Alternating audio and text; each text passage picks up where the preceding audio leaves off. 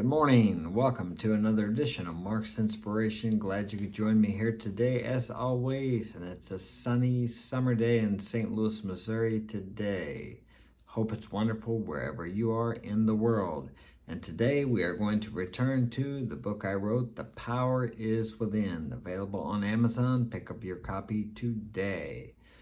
And we are on location 571, and we're starting off with, if you're like most of us, we were talking about to create change, that you have the power within you to create change.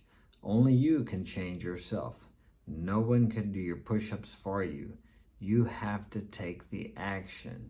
You have to do the steps. Step in the right direction. You know the first step. I think sometimes we all get paralyzed because we don't know how to do something. As a matter of fact, I'm thinking about something that I thought of that I would like to do, but I don't know how to do it. But I do know how to make the first step. But I'm procrastinating. I'm hesitating because I don't know how to carry it through till the end. And I tell all you people to take the first step. See, I need to follow my own instructions. Hopefully, I will get to it and do it. It will bug me long enough. Eventually, I will take that first step. Okay, back to the book. Smash that like button and subscribe. And welcome to my new subscribers. I appreciate you. And come and join us at our podcast Saturday night at 7 p.m. Central Standard Time. We will have something that I know will be of value to you. So let's go here. If you're like most of us, since youth, you've been taught to be reasonable and rational. Reasonable and rational. Two destructive words for entrepreneurs. That the imagination is some kind of toy to be used for daydreaming and not much else. Excuse me. But it's so much more. I'm not overstating the case here where I say whatever the mind can believe, it can achieve. What did, what's his name? Napoleon Hill. Whatever the mind of man can believe and conceive, or conceive and believe, it can achieve. You have to get your consciousness thinking mind out of the way, or your conscious mind. Your conscious thinking mind out of the way so your belief can step in and plant the seeds that will eventually grow into the trees of your dreams. The great sequoias, in some cases, have been here on Earth for more than 2,000 years, and yet even they began from a small seed. Your dream is that small seed. Your desire is that small seed. Your future can start the same way. That faith seed gets planted in the fertile soil of your imagination, and as it grows, just like the sequoias, it becomes strengthened as it weathers the storms of life until it's able to withstand anything this world can throw at it. To water that seed so that it grows the way you hope it will, you'll need to change the inputs of information you're currently feeding your mind. Water it with the vision of your future. Feed it with the words you speak. Reinforce it with the images you allow to occupy your mind. Everything you allow to interact with that seed will either nourish it or pollute it. Beauty within equals beauty without. You can't expect to put garbage, negativity, destructive thoughts, outer influences which are negative, such as the media, advertisements. All these things are geared towards their agenda. Your vision is not their agenda. So you want to only allow things within your mind that are congruent with your agenda, what you want in life. All these advertisements tell you to buy this, to eat this, to drink this, and all these things are going to make you feel better. And granted, they will make you feel better for a moment, but nothing will make you feel as well and fulfilled as pursuing your dreams, thinking the right thoughts, feeding your seed with the thoughts of success, positive affirmations, positive visualizations. These things will cause your seed to grow, and that is the only place you're going to find fulfillment, is when you pursue, as a man, when you pursue your dreams, your goals, your desires. And it's not in reaching them that you get this fulfillment. It's the journey. I know you've heard the old cliche, the joy is in the journey. It's very true. The joy is in the journey. It took me 60 years to figure that out. Well, maybe 58. But it's only in the last few years that I really figured it out. Do I have written goals? Yes. And I read them every day and visualize them twice a day, sometimes 3 times a day, sometimes throughout the day. I'll visualize certain aspects of those dreams and goals coming true. These are the things you want to fill your mind with, not the commercials on the radio, not the billboard signs, not the social media on Instagram, Facebook, etc., etc. Unless these things are congruent with what you want in life, you need to negate them from your vision, from your hearing, from your senses. If they're not adding to your life, they're subtracting from your life. That is where willpower and discipline come into play. Yes, it's up to you. You have to control your thoughts with your willpower. You have to control what you allow in with your willpower. You don't have to look at that billboard. You don't have to look at those Instagram ads, those reels, and these different things. Are they congruent with your goals to you achieving what you want in life? If they're not, then negate them.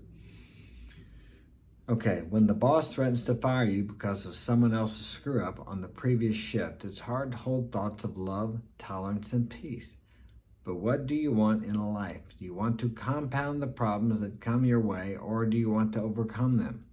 If you react negatively toward this injustice from your boss, all you'll do is add negativity on top of negativity, insult to injury. But showing grace and maintaining your composure not only disarms the situation in a most effective way, but it ensures that you are never affected by it negatively. It's hard to show grace when someone has wronged you, but always remember that you aren't doing it for them. They will benefit from your correct handling of the situation, but you're doing it for you. These people who have wronged you have no power to hurt you with their words, their actions, or their decisions. Only you can do that. When you maintain inner peace, regardless of what transpires around you, you will experience outer peace. But if you invite their negativity in, it will poison your thoughts, intentions, and desires. Your inner negativity will create outer negativity. If continued over time, any change of achieving that life of your dreams will die as a result. As I said, this is not a journey for the weak. That's why it's the road less traveled. And it truly is the road less traveled. I think of a situation that happened Friday night. Well, let's start with Friday morning. The neighbor, the lady that lives next to us, she moved in about 8 months ago. And I heard, I don't know if it's true, but she had just got out of rehab, seemed to be doing really well. Well, over the past 3 months, I've noticed she seemed to be acting a little erratic. So I thought maybe she was doing drugs again. I wasn't sure. I tried to think of some way I could help her, but the situation was not really where I could do anything for her. So I just minded my own business. And then Friday morning, she started yelling at one of my sons because she said something to him, and he just said, "I'm good." So we called the police, and she was yelling outside at my boys in the house, and she was outside. So they came up there, and they said, "Well, obviously she's crazy." And I thought, well, I think she just has a drug problem. But anyway, they said they couldn't do anything about it. I said, well, okay. So we let it go, and we just ignored her. They told us just to ignore her, so that's what we continued to do. She had not made any threats against us. She was just yelling at the house, or at my boys in the house. But later on that evening, I came home, and she was sitting on her porch, and she was burning paper. And she really looked like she was in a, how would I say, I don't want to say a frenzy,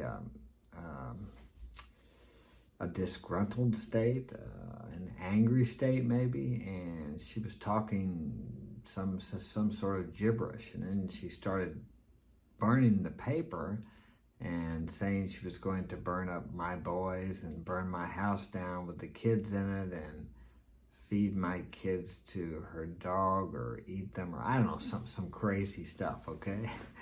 So obviously I don't want to go to sleep with her sitting about 100 feet away from my house burning papers saying she's going to set my house on fire.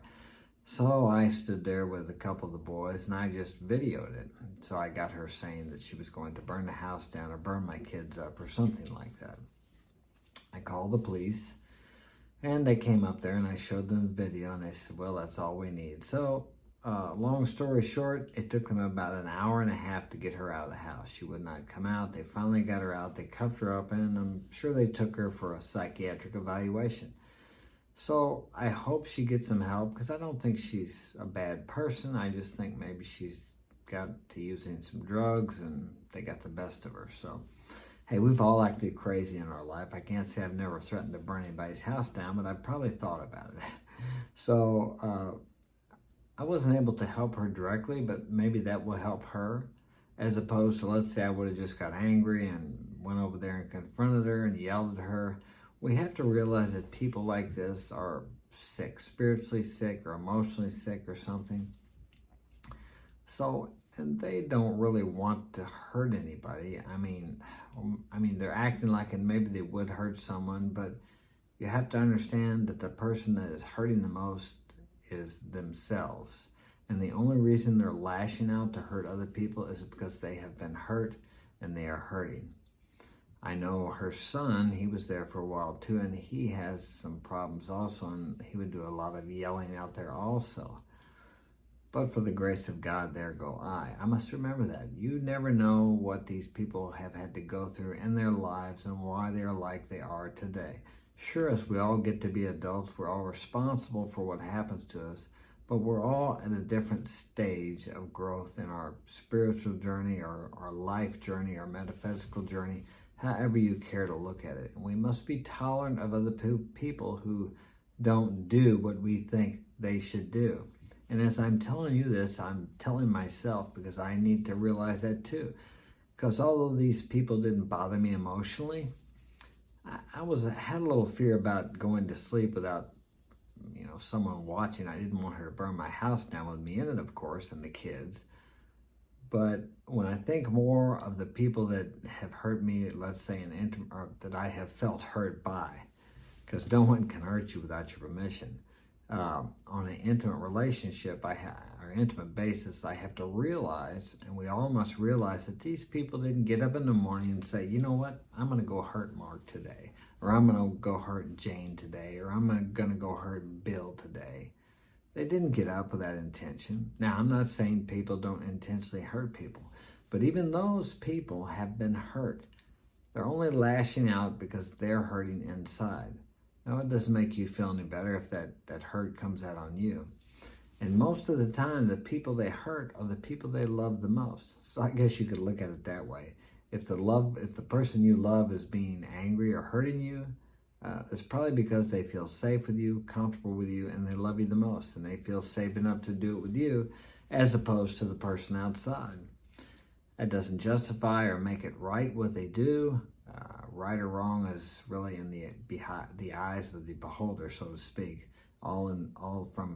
Depends on where you're standing, what side of the fence you're standing on, your perception of. What may be right here in the U.S. may be completely wrong in another country, or 50 years ago, or 50 years from now. It's all relative to the thinking of the consciousness of the people, of the ideas that people hold in their minds. So we must be careful not to judge. Now, we can judge, of course, we judge people, like obviously what this woman was doing she was threatening us. So that was a possibility of danger. So I have to make a judgment. Should I call the police? Should I not call the police? But I don't have to judge her as inherently being bad. Her actions are not who she is. Now, people judge us by our actions, of course, but that is not who you are. You can change your actions. You can change your personality. Your personality is just a mask. Actually, the word personality comes from the Greek word persona, I believe is correct, which is a mask. It's just a mask you put on, and you can change that. You can change who you are, just like her. She may come back in a few days or 30 days or whatever, and she may be acting like a completely different person. So, was she that person that was saying those things and threatening me? No, she wasn't. That's just a mask she has on. So if you can remember this when people piss you off or upset you or do you wrong, that this is just the actions of the person. That's not the essence of who they truly are. I know that's hard to do, but actually you do that for you, not for the other person. You forgive other people, not for the other people, for them so much, but for yourself. If you want to be able to forgive yourself for all the mistakes you've made in life, you need to be forgiving of others and understand that, hey, that may have been you sometime in the past, or it may be you sometime in the future. Okay, so that gives you something to think about. Well, hit that like button and subscribe, hit the notification bell, and I gotta go. I'll see you tomorrow.